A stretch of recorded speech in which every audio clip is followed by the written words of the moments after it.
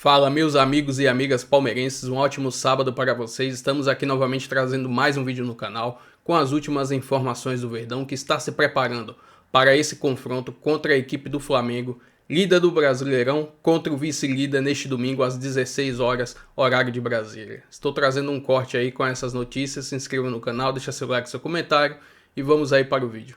A comparação, né, de como esse duelo é interessante. De um lado, nesses últimos anos, vem tendo o mesmo treinador e do outro troca com certa frequência, né? Aquela arte que a gente já está acostumado, né? O Abel Ferreira já nesse período longo sempre tem essa comparação, sempre choca de certa forma, né? O Abel desde o fim de 2020 no elenco do Palmeiras, né? Como técnico do Palmeiras. E aí temos Domenech, Rogério Ceni, Renato Gaúcho, Paulo Souza, Dorival Júnior, Vitor Pereira, Sampaoli, Tite e Felipe Luiz, que pela primeira vez como treinador vai ter o Palmeiras pela frente num compromisso complicado. É fora de casa.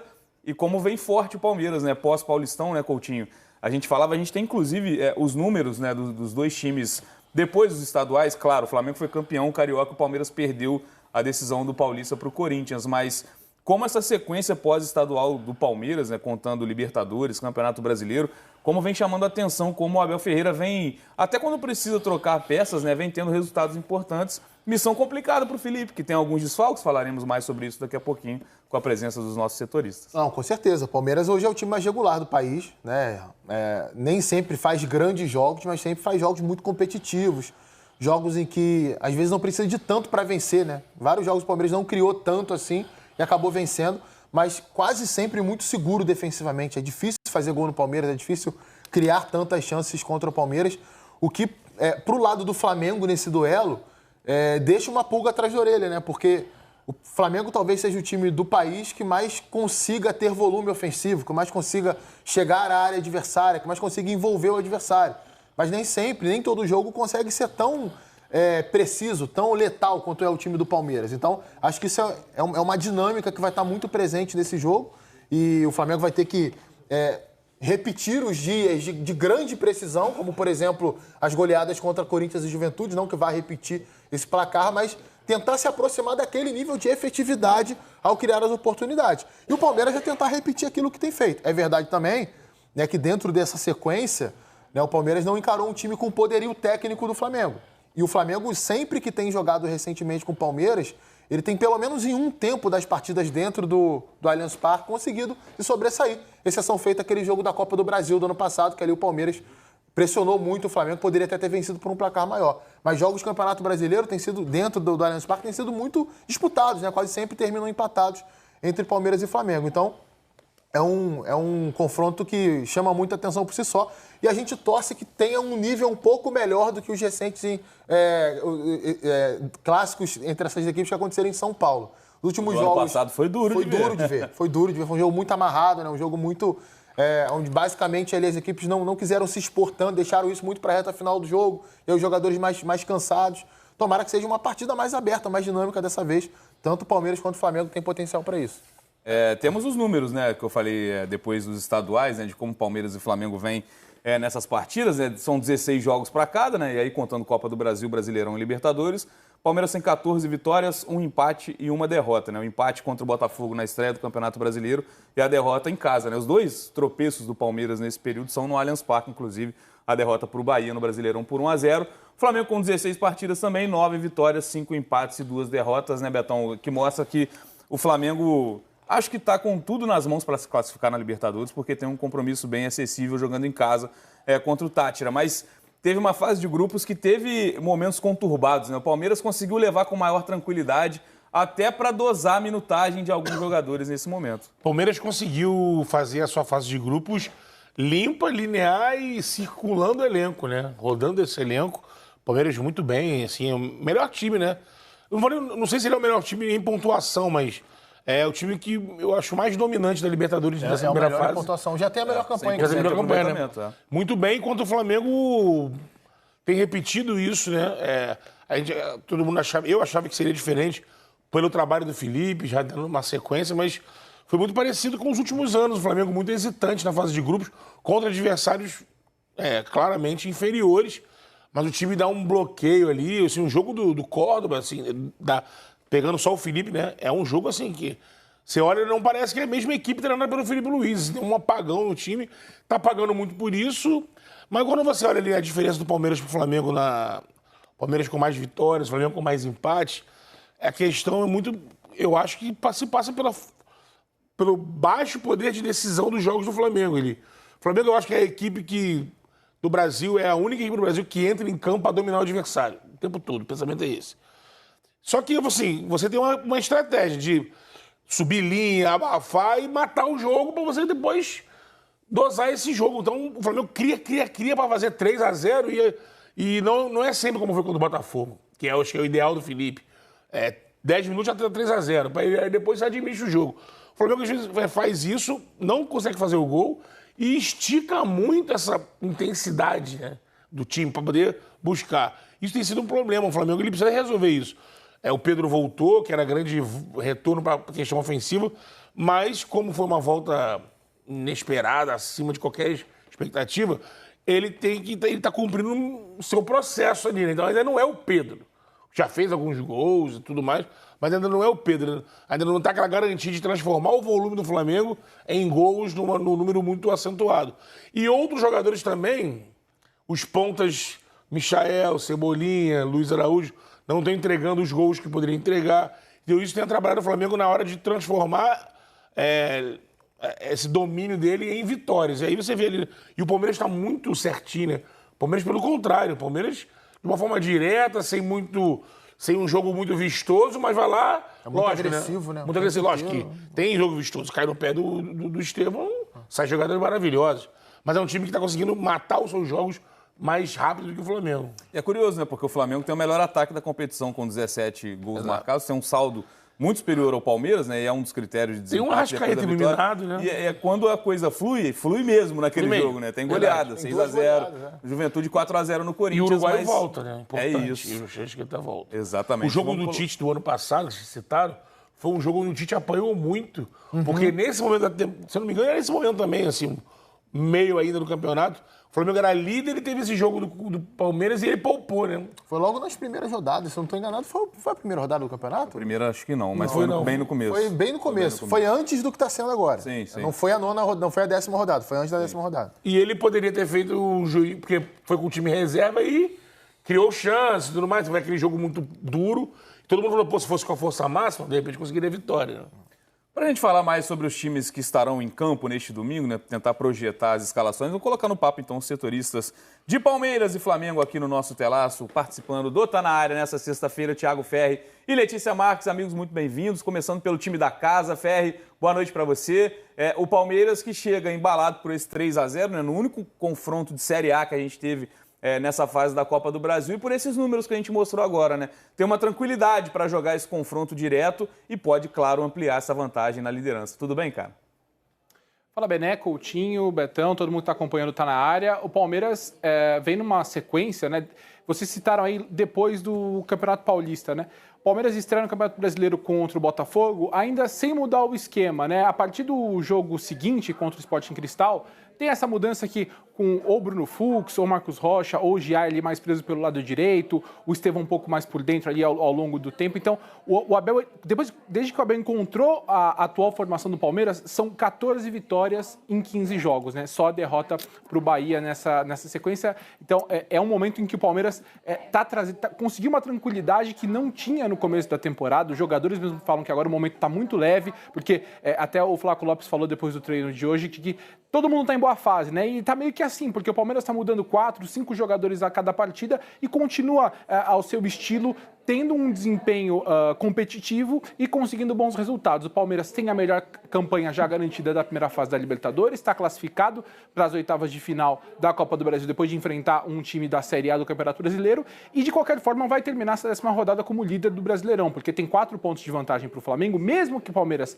seja derrotado para o Flamengo, vai garantir a liderança por mais uma rodada. Mas aí acho que entra um pouco do que a gente está falando sobre esse momento. Esse jogo com o Flamengo não define nada, obviamente, do campeonato, porque só 10ª rodada, mas ele é importante porque o Palmeiras ele vem de uma temporada em que a gente falava muito da dificuldade do Palmeiras em conseguir resultados contra adversários diretos e tá, querendo ou não, com a Copa do Mundo de Clubes batendo a porta, né? O Palmeiras está 3 jogos de ir para os Estados Unidos, assim como o Flamengo, né? Então, tem, obviamente, essa questão, essa resposta, pensando também nesse momento de afirmação do Campeonato Brasileiro, mas manter esse céu de brigadeiro que o Palmeiras está vivendo nesse momento, com uma viagem, com uma competição tão importante, batendo a porta aí na academia de futebol.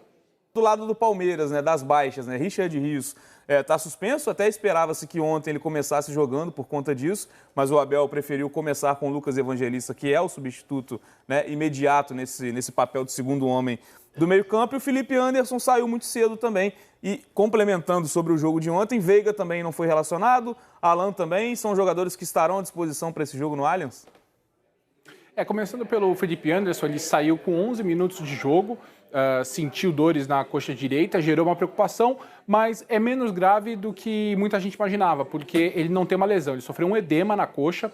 Me parece que dentro do Palmeiras é fato de que há um controle de carga muito minucioso pensando na Copa do Mundo de Clubes. O Abel quer tentar chegar com o elenco mais saudável possível para a competição nos Estados Unidos, então tem feito um controle de carga frequente. Por isso que a gente vê o Palmeiras mudando tantos jogadores, em alguns momentos, a gente, por exemplo, fica muito na expectativa de ver o Paulinho jogar e o Palmeiras tem tido muito cuidado com o Paulinho nesse retorno da cirurgia que ele teve na canela, pensando também na Copa do Mundo de Clubes. Então me parece que o Felipe Anderson sentiu já um incômodo, já pediu para sair e aí foi diagnosticado apenas com edema, então é um problema, não deve jogar contra o Flamengo, mas não é um problema grave, então é uma notícia não tão ruim para o Palmeiras.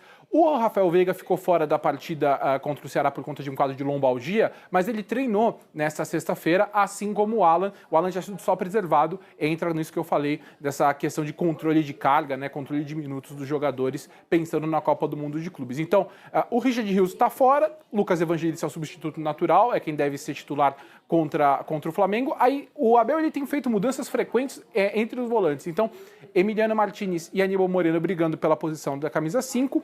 E aí, na frente, o ataque vinha sendo Estevão, Facundo Torres e Vitor Roque.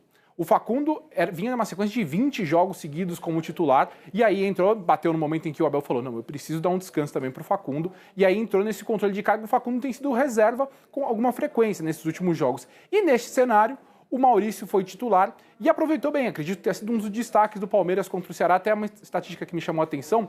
O Maurício foi o líder em passes certos no jogo. E essa estatística ela chama um pouco a atenção porque no Palmeiras, muitas vezes, quem inicia jogadas pelo lado direito, seja Marcos Rocha, seja o Giai, às vezes o Bruno Fux, mas enfim, quem faz a saída de 3 do Palmeiras pelo lado direito costuma ser o líder em passes certos no jogo. E dessa vez foi o Maurício. Então, assim, estava em todo o campo o tempo inteiro, buscou muito o jogo e ele tem aproveitado esse momento agora. Ele já tinha feito o gol na rodada passada contra o Bragantino, fez um bom jogo contra o Ceará. Então ele pode ser um cara que pode fazer o Palmeiras mudar um pouco o estilo, porque ele tem jogado pelo lado direito e a gente viu em parte da partida contra o Ceará o Estevão passar pelo lado esquerdo. Até a jogada do segundo gol, a bonita jogada do segundo gol, o Estevão está pelo lado esquerdo. É verdade que ele tem liberdade para se movimentar, fez jogadas também pelo lado direito, como no lance do pênalti, mas ele, em alguns momentos ele fica mais pelo lado esquerdo, tendo o Maurício. Então, há essa possibilidade de mudança, mas acho que é uma equipe, essa deve ser uma equipe com menos, eu aposto, uma equipe com menos trocas por conta da importância do jogo com o Flamengo e o fato de que a próxima partida contra o Sporting Cristal no Allianz Parque,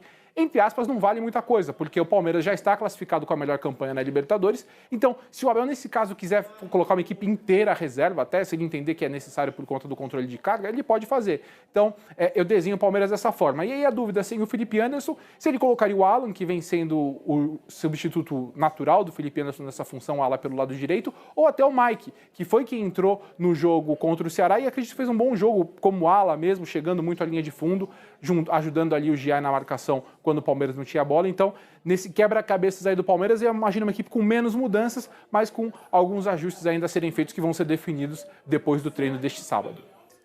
E aí, o Abel, a gente sempre destaca as boas opções que o Abel tem e o Ferri trouxe pra gente o quanto ele tem de esse leque aberto de características diferentes. Mas aí chama atenção esse retorno do Maurício.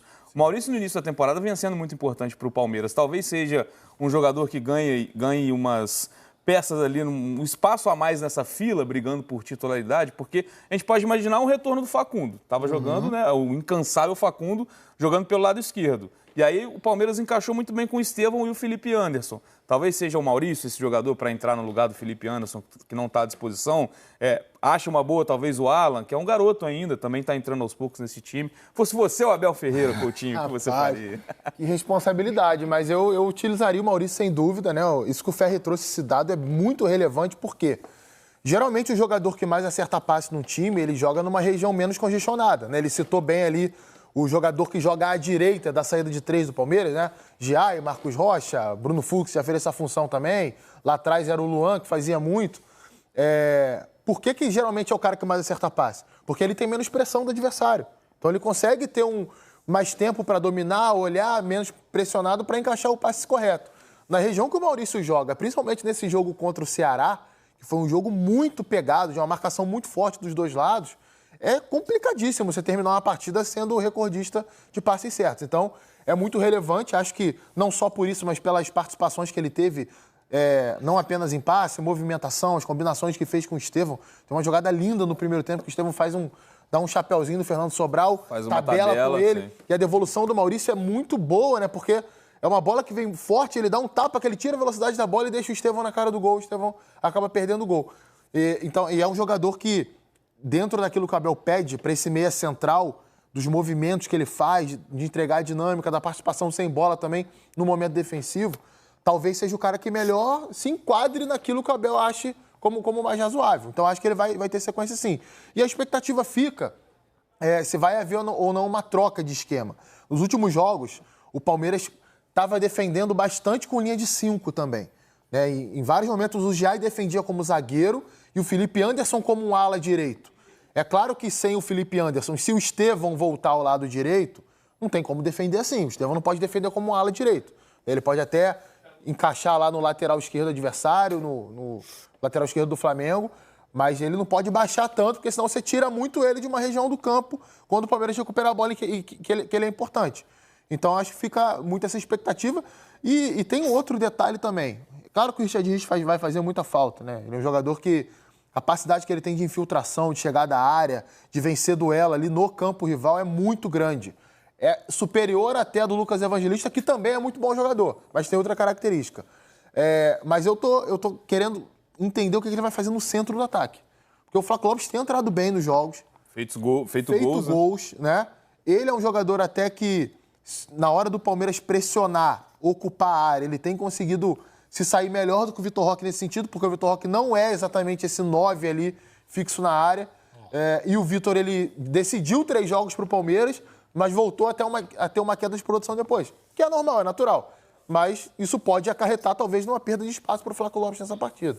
Sem dúvida, são escalações que deixam a gente curioso, né? Antes da partida, a gente já vai atualizando. Ter essas opções. São muitas opções, nem ter todos. Treinador vendo isso falando assim, pô, que inveja.